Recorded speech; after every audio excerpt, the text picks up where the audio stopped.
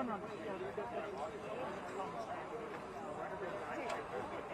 everybody, here's San Diego Fire Chief Robert Logan to start things off.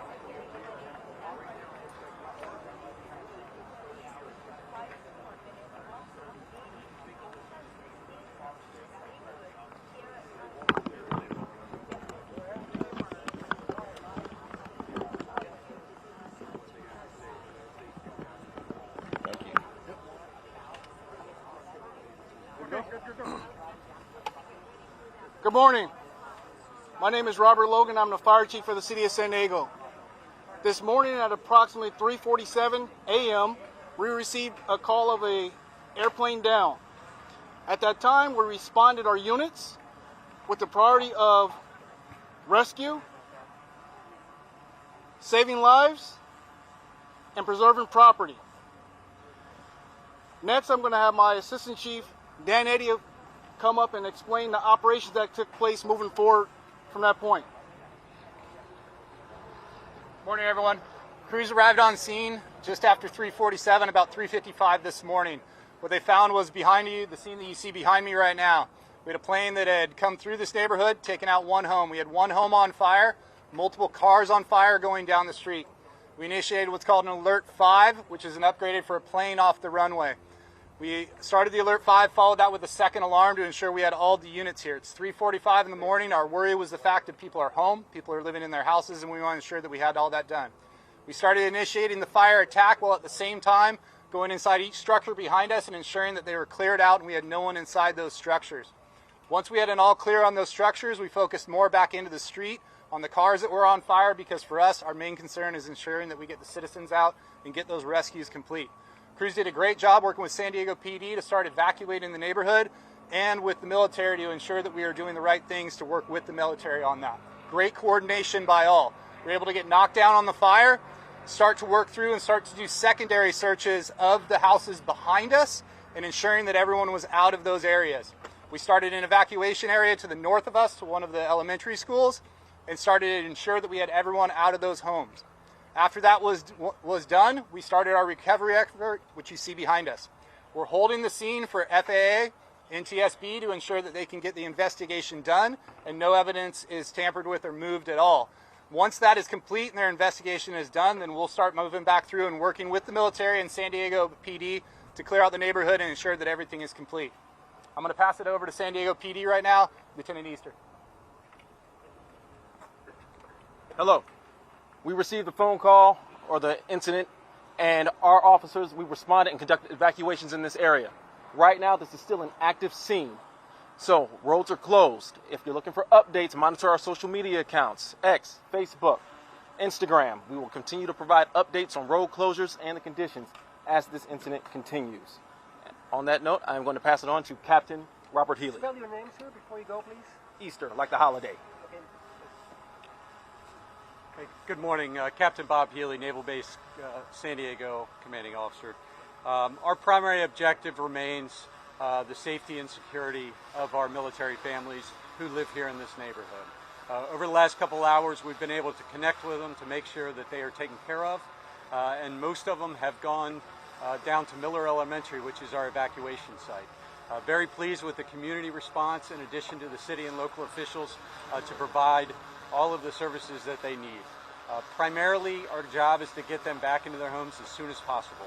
And we're working with Liberty Military Housing, who oversees this complex, to do just that. Hopefully, we expect people outside of this general area to get in by tonight. And then certainly this area will be down for some time based on NTSB investigation.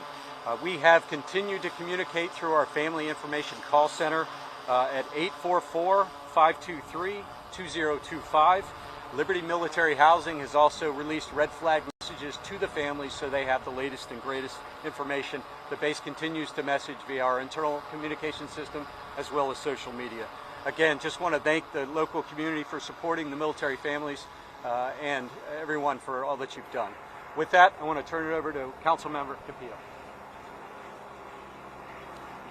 Good morning, everyone. My name is Raul Campillo. I represent City Council District 7, which includes the Tierra Santa neighborhood and Murphy Canyon neighborhood.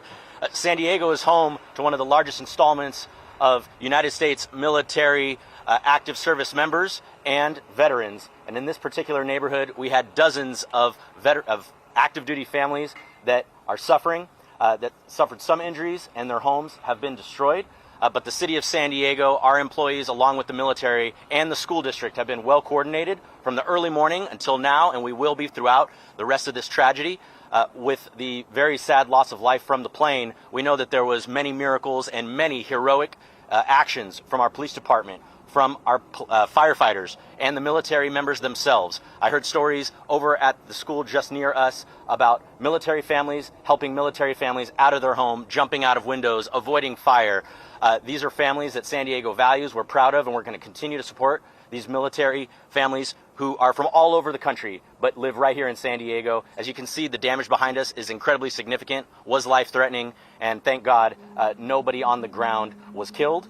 We're going to continue to support them through our City of San Diego personnel, our first responders, and I really encourage people to donate, to call in to our offices at City Council, the Mayor's office, to find out how to volunteer and help in ways like that. These people are going to be recovering for a long, long time, and the City of San Diego is going to be here to support them. Thank you for being here, and I know we're going to take some questions. Okay, yeah, just a few questions. Yes, I have a question regarding the recent tweet from the San Diego Police Department. It says that there are 2 dead now and 8 injured. Can you confirm that? And are the 2 dead from the plane? At least. So that is what we have at this time. That's what we release. And yes, that's why we put that out. So that can be confirmed at this time. That is the latest update. There will be a press release that will come out later on with that information as well. Can you say that again? Repeat that number. So to confirm 2 dead at this time, and what was the rest of that? And I'm sorry, 8 injured? Yes, confirmed 2 dead and 8 injured at this time. We've lost 2 souls. And are the 8 of those who was on the plane, who was on the ground? That is still under the investigation at this time. Do you know how many people were on the plane? We're still discovering that. And the people are injured. What are the state of these people that are injured? Critical state, minor injuries? Right now, they're still being evaluated. I can step in on that. Oh, okay. Thank you. On the injuries that we had the 2 confirmed fatalities right now. We do have 6 that were injured. 1 was transported of the 6. The other 5 had minor injuries, were treated on scene and released on their own. So right now, that's what we have right now. The investigation is behind me on the fatalities is still going through. Were all the deaths on the plane? At this time, we don't know because we still have to identify who we have on the fatalities right now. But on the plane itself, that's what we'll do. That's why NTSB is here, working with other federal agencies to identify who's on the plane. Were the injuries all that were on the ground? Some of the injuries were people that were on the ground. All the injuries that we treated were people that were treated at the evacuation center. There was no one transported from scene. I can tell you this, the military families did a phenomenal job as firefighters were getting on scene to help one another, get people out of houses and going. I cannot commend them enough for what they did on scene. For us on scene, we did not transport anyone off the scene. Everything was done at the evacuation centers for any of the medical needs that were done. Can I just clarify? 1 person was transported. Minor injuries was transported from the evacuation center. So, sorry, can I just clarify on the numbers real quick? Because we have, like you said, 2 dead, and then there's been varying numbers with the injured. So Yeah. if I understand it, it's 5 people were taken for, I was told, smoke inhalation to the hospital, and then we have someone who was injured climbing out of a window. So that would be 6, and then 2 people treated for very minor injuries at the scene. So that would make it 8. Is that correct?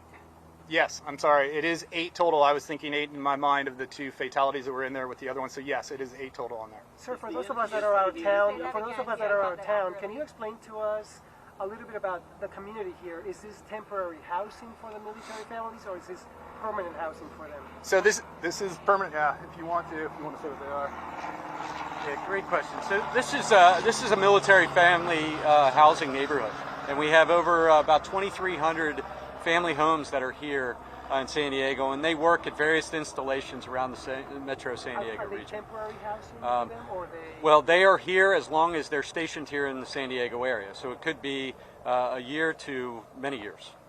Can we get confirmation on those numbers again, like to have it accurate and how it is? Because Yeah. the agencies got mixed up. So how about this? What number did you just say right there? Well, I don't want to. Yeah, I know. That's what I'm saying. That's okay. okay. All right. So we had 8 injured and we had 2 fatalities is where we're currently at right now. So 8 injured, 2 fatalities. One of those injuries was transported. That's our current numbers. We're still assessing. Our main goal as the fire department, especially with the evacuation center, as people who moved here, it could be hours later that people start feeling symptoms or start feeling what they're doing. So we have EMS teams with them the entire time. So that number could change as the day goes on too. There could have been something in the last 2 minutes as I walked up here. But in this current point right now, what we're going to do is follow those individuals that have been evacuated and make sure that everybody's okay throughout the whole thing. How was the NTSB here? Do you know? The NTSB, I believe, is en route right now. FAA is currently investigating behind us right now as they're walking through the scene. How many homes were destroyed? How many homes were actually destroyed? So the one permanently destroyed is this one right here behind us. We have damage to multiple homes down to the west of us on the street. That damage will be assessed. Our main concern on that damage, I don't know the full extent of the damage because our job is to preserve the scene so NTSB can come in and do the investigation. We removed everybody from the scene, blocked it off right now. We will have better numbers on the full damage of homes after NTSB comes in and starts doing their investigation. It is just this block right now, but we have a large debris field that covers multiple streets. There was dense fog this morning. What do we know? There's a clipped power line that's being reported. What do we know as this plane was landing toward Montgomery? So as I came in this morning, when I came in this morning at about 4 o'clock, there was very dense fog as we came in. And some of the individuals are here were the same time. It was dense fog throughout the whole plateau that we had up here. We do have a clipped power line behind us. NTSB and FAA are looking into that to see if that was part of the problem as it came in. They will have a better understanding of that as they do the investigation. Where are the military families going to be staying in the meantime? I know that you guys had mentioned they might be able to come back as early as today, but where are they going to be staying, especially in this destroyed home? Yeah, we are actively working with all military families affected, specifically within this region, because they may be out of their homes for a while. So we're actively collaborating with Liberty Military Housing, as well as the Red Cross and others down at Miller Elementary to put them in proper lodging overnight. So that may be hotels. Some of them have chosen to stay with family and friends, so there's a lot of different options. But we will ensure that they have proper lodging tonight and all the support they need. And the Navy will be footing that bill for them, or Liberty Housing? We will properly care for them. Yes, ma'am. Is this Navy-owned property, or is that correct to say? No, it's San Diego jurisdiction here. Okay, so but it's Navy-owned housing. Correct. Yeah. What about the airplane? There was a lot of talk. It was from the Midwest. Can you share what you've learned about the plane itself and possibly the people aboard? No, all we had was that it was launched out of the Midwest and was here for San Diego. The FAA or NTSB might have more factual information. I don't have a wing number or any of those other things that are on there. What we know is it was launched from the Midwest, was en route to here, and then we got the call at 3:45 in the morning. How many was Montgomery Field closed at that time? I mean, Air Tower controlled? Air Tower was controlled, but they have the ability to come in with it being closed by being able to radio in and open up the lights on the runway. How many passengers were on the report that the weather system was not working, and the air traffic control told the pilot coming in that it wasn't working? Have you heard that? Do you know anything about that? I know nothing about that. I know the rescue side of it, and we came through. Hopefully FAA or NTSB will have that answer for you. Do you believe that anybody on the plane survived? I don't know on that point right now. I can tell if you look behind me right now, I don't know on that point, but no, I don't believe so. How many passengers there were? So far? No, I don't. How many of the injured are from this house? Any of the injured are from this house behind. I can't really say if they're injured from this house behind. I have to keep that private. Were all of the homes occupied? I believe all the homes were occupied. We did searches of every single home as we came through. This military housing area that is here is constantly occupied all the time. It's a very busy area, but I believe all of them were occupied. How many passengers there were in the plane? We don't know how many passengers. I don't know. If you look at the path that it took behind me here, you can see that its trajectory came through this direction, took out the front of that house, and it ended up here to the right behind me. When I walked around, I didn't find any big body of the plane. I saw like a little bit of fiberglass over there on Santos Street, and then of course this panel out here. But is there any other part of the plane that what parts of the plane are still out here? There's plane everywhere. Our debris field is very large. That's why we have multiple blocks that are blocked off right now. As you guys would expect, when you have something that large coming in with that amount of speed, we're going to have a lot of throw that goes every which direction. Our goal with this is to fly our UAS, which you saw, which are unmanned aerials, over the top, to ensure we're looking over the tops of the houses. We're looking everywhere in our neighborhood for any type of debris. I can't give you a field because we're still searching ourselves to find out what that footprint is. So you don't know if there's a big part of the body that's out there somewhere? That's not for my investigation. We're just looking through it and seeing. Can you tell us how dangerous it was with that jet fuel? And also, I believe you have one vehicle that firefighters couldn't put out. I don't know if that was an electrical vehicle. Can you just tell us the challenges you faced? Yeah, so challenges on scene like this are just like anything else. They're incredibly dynamic, right? As we're coming in, we have a plane that has crashed into a residential area. So our goal on this is we treat this a lot like a wildfire. We're going to division it off. We're going to section it off. We're going to send multiple units to different areas. We're actually going to throw the world at this too. We're going to bring every medical unit that we can and every engine that we can because we want to ensure the safety of the citizens that are here, right? When crews first got on scene, we had multiple cars on fire. We had the house on fire behind us as it was going down the street. The car that was down the left, I don't know whether it was an electrical car or not. I just know that it was stubborn as can be, and no matter what we could do, we could not get that fire to finally go out as we were going through it. But when crews first arrived, we did have dense fog, so as they came down, you can imagine the scene of what they saw with what was behind them, a house fully involved with a plane through the middle of the street. So it was, I commend the crews, I commend the fire department, the police department, the military that came out here, the citizens themselves too, because anybody, it's tragic to see that behind you. Whether you're involved in it, and I feel for the people that are in the plane that had that were a part of this, but whether you're involved in it or not, just normal citizens that are here, they're going to remember this the rest of their lives. But they did what they always do. The citizens of San Diego are amazing. They came out and covered for one another and took care of one another. How many families were evacuated? I don't know how many families were evacuated right now. We can get you that number lately. Can you describe what it was like for first responders when they first got here, and what was their priority as soon as they got to the scene? So our main goal when we are on scene is life. We want to save life, right? So first crews that got on scene, and the engines that got on scene, found the house on the corner that was on fire, immediately started to search that house and knock down on that house because they know that that's our top priority as we go through to see if someone's in there. Our goal was to get through every single house that we could and search them to make sure that everybody was out. Once we were confident in every single one of those houses being cleared, then we focused back into the middle of the street and started focusing on the cars, property, right? Life is our number one priority, so we're going to go for those first and ensure that we have any sort of rescues that we need to initiate and get them out. Those crews did that with multiple units down both sides of the street, and then you never know. We could have stuff thrown in both directions, and as we go through those directions, we put multiple engines and trucks down our side streets to search those streets too. Was that home occupied? The home was occupied at the time, Do you yes. know how many people were in there? No, I don't. And what happened? And what did you hear about how they got out? So what I heard is just like anything. It was, for me, it's a little bit of a miracle, right? A plane hits your house. I don't know exactly how they got out, but I do know that neighbors helped them get out, and that's the beauty of what I love in this neighborhood too. And military looking out for one another. They did exactly what they did to try to help each other. You mentioned that military I believe so. family and that this is a military community. Yeah. How crucial is the fact that they're trained for emergencies, they're trained for complicated things? Do you think that played a role in making sure that they were helping each other and making sure that everybody was safe? I think it absolutely does. I think any sort of that background that you have behind you, right, to help you stay calm in a stressful situation, just like the military, just like San Diego PD or any other public safety that's out there, I think it helped. And so as we came into this neighborhood, you could see that. You could see the love for one another in this neighborhood. When you say it was a family, do you know if there were children in this home? No, I don't. Can you confirm the time of the impact again?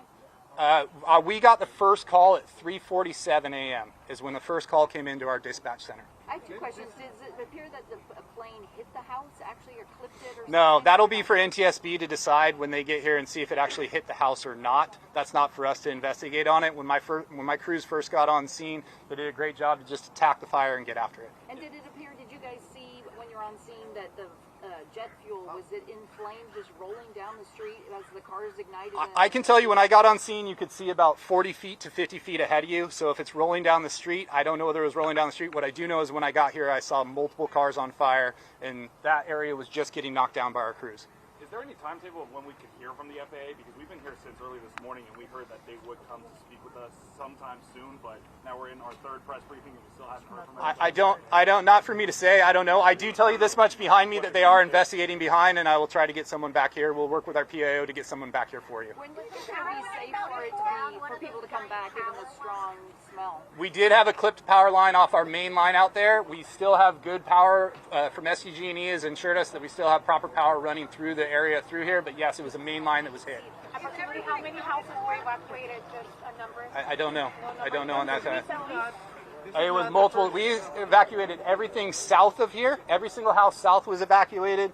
2 blocks west was evacuated all the way to the 15, and 1 block north was evacuated to us. For us, we wanted to make sure that we had everybody out, so if anything did start to grow or anything changed, that everybody was out of their houses. Someone described it like a movie when they arrived. Can you kind of give us a description of what it felt like, smelled like? It's not Hollywood. You smell this? You smell this right behind me right now? what you smell right now of that burning, that's what you're coming into. You smell that off-gassing as it's coming here with the sun and everything starting to push up. It's, for us, for public safety, we're used to that smell, right? We're used to those types of things that are out there. For the public, I'm sure it was. If you only look 50 feet behind me, your mind would start thinking of things anyway. So imagine that when it was actually occurring. Yes, it was chaotic. This is not the first time that we have a plane crash. Compared to the other ones that have been more to eastward, and this being in a community, I mean, how do you rank it? I can't rank. I won't rank anything. What I will say is the amount of incredible work that is done by first responders that come out here, whether it be a plane that's out in the middle of nowhere, whether we have brush fires or anything else. I can't rank a plane crash because to me that's my heart couldn't let me do that, right? Type thing. What I do know is that when we came out of here, the best outcome that we had for individuals that are on the ground, I feel for the family that is in that plane and what they're going through right now. I can only imagine that.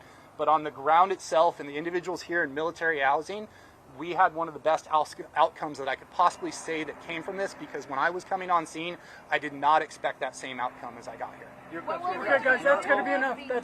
We're going to provide more information electronically. We don't have another media briefing planned yet, but we'll let you guys know. But like I said, we'll provide more information electronically as it develops. We can't speak for FAA. We can't speak for MTSB. I'm sure they have their own public affairs officers that you can reach out to. But again, so we'll let you guys know. That's one of the reasons why it's evacuated, to keep people away from the smells and whatever hazardous issues there may be here. So it'll, as the chief mentioned, it'll be evacuated and cordoned off for quite a while. So again, we'll release information electronically. Thank you. Is everyone accounted for?